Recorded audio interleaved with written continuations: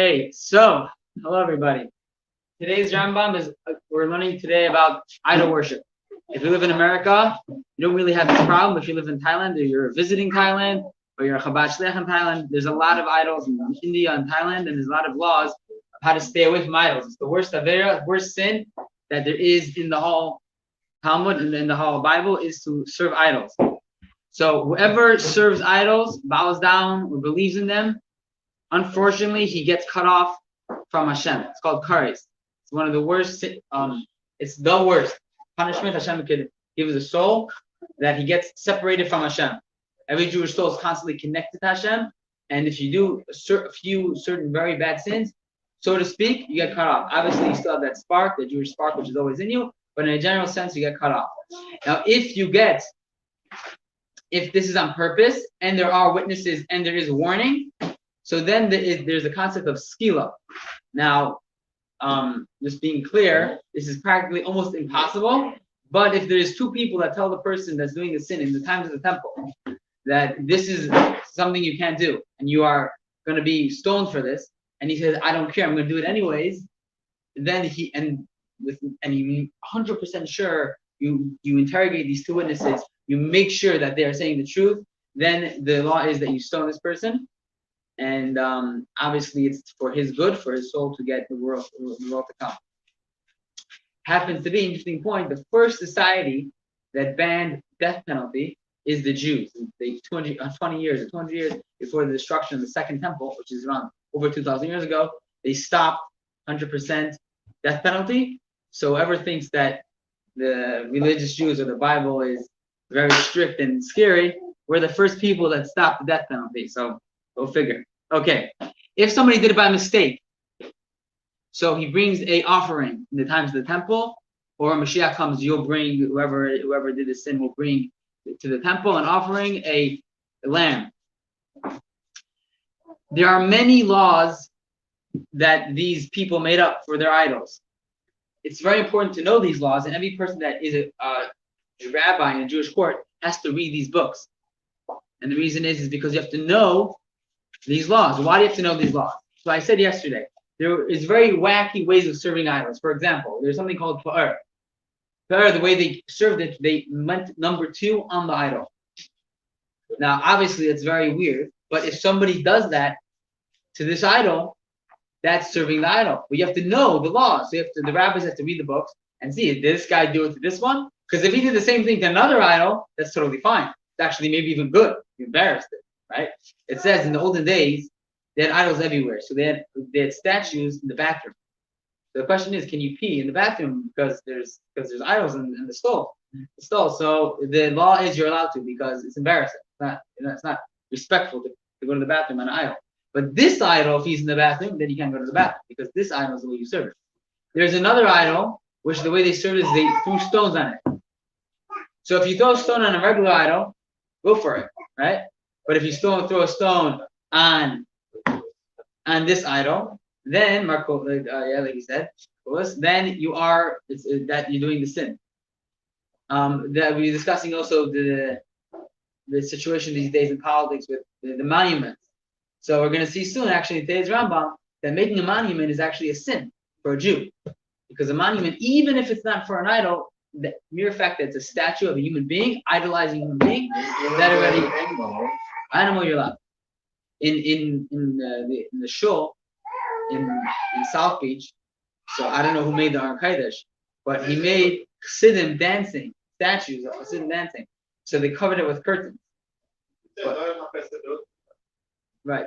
So I don't know what the rabbis were thinking there. I mean, I would think you have to take it out of the shul. But apparently maybe if they covered it with a curtain. Anyway. So now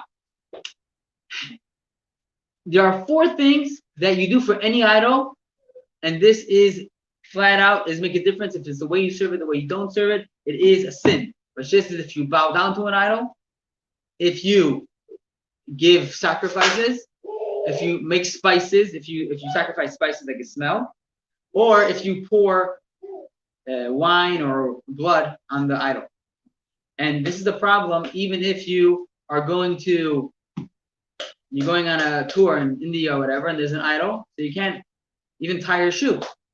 You can't clean your foot, or I don't know, pick something up because you're bowing down to the idol. I don't know if you don't even. It doesn't make a difference. These 4 things you have to make sure not to do. There was a problem, but it doesn't make a difference. Even if you're even if you're not for Amos, there was a big problem people came up with a few years ago that wigs that all the religious women were wearing were actually, a lot of them were being cut as a service to their whatever. Were brought from these countries, and people from India, and people were burning their wigs. It turned out that it wasn't such a problem. But so when it comes to idol, we should be very careful. What happens if someone threw a cup of urine on the idol? So then it's not considered pouring something. But in general, you pour anything, water, or wine, any liquid, or you give any food. What? Urine. Yeah, urine. That means okay. What happens if he really had in mind to embarrass it? He thought he was peeing on it, but it really wasn't. But that was a way of service. So it's not. He's not chayiv. He doesn't need to bring the offering, but he's not allowed to do it. He has to. He has to bring an offering. He's not chayiv. It was a mistake, so he has to. So you cannot actually what? So right. So I was discussing last class that church is a very big question. It's not. It's half that. It's not clear. So in general, we are very strict regarding this concept of serving idols. Therefore, regarding the church, we're also very strict.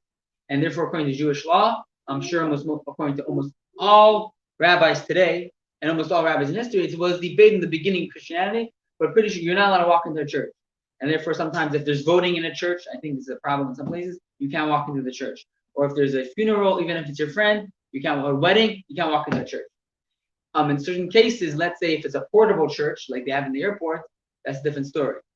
But in general, a church is in the same thing. If there's a cross, I'm not sure 100%, but for sure if there's the picture of him on the cross, I'm sure it's a problem too, because they do give him crosses powers. What? Crosses on the building. Yeah. Yeah, but you're allowed to sell crosses. We're not religious. Oh, so now if like Misha is saying, let's say it's just for like art or prettiness. The churches in Europe obviously were not built for art. They were also art, but it was built for services, right?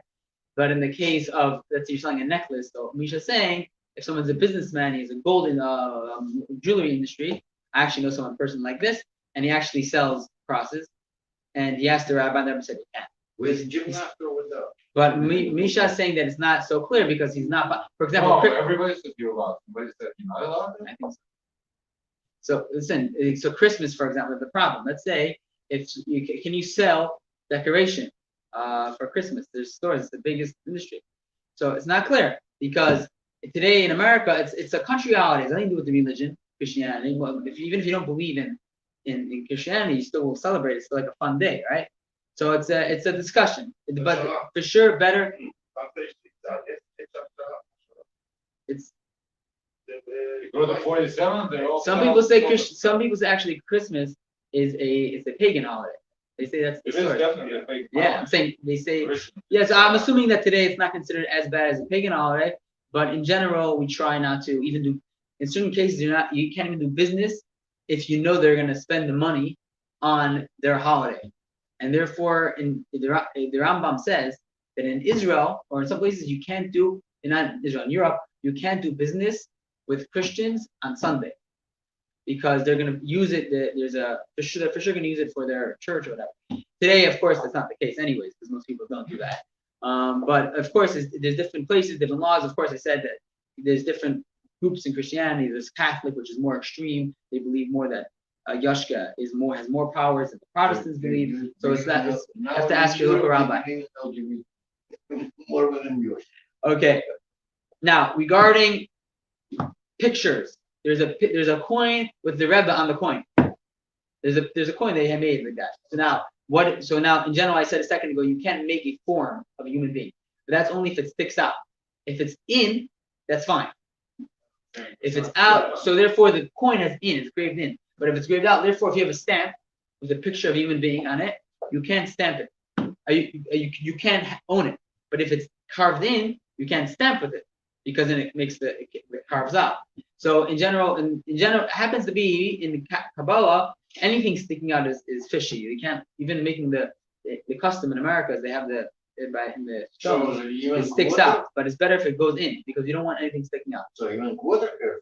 Yeah, that's what can you do? Business is business, right? But in general, it's a good question. But you for sure can make it. I'm sure you can't make the coin that a Jew can. But I don't think so. every penny has in God we trust. Yes, that's true. Every single penny. That's why America is the greatest country in the world ever existed, because on the dollar it says in Hashem we trust. But so it's a good question. You think if you're a Jewish person and you own a coin, can you sell coins? Because coins have you can own. Apparently, you could own coins because all FBC haven't owned coins, but engraving the coin is already a problem. But for sure, it's a bigger problem to make a statue. I have nobody watching. That's his job in life, making statues. It's a very big business. But apparently, it says in today's Rambam you can't do it.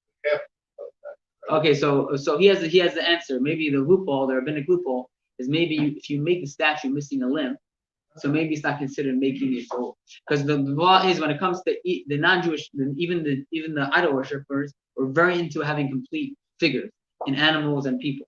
So if you, for example, have a animal with a broken limb, so you don't, it's less strict. You don't consider it a sacrifice because they won't use it as a sacrifice. So maybe that's a loophole that the rabbis give. Okay, what happens if there is water fountains? They have it in India today, but for sure in India they have these, that the water comes out of the mouth of the statue, right?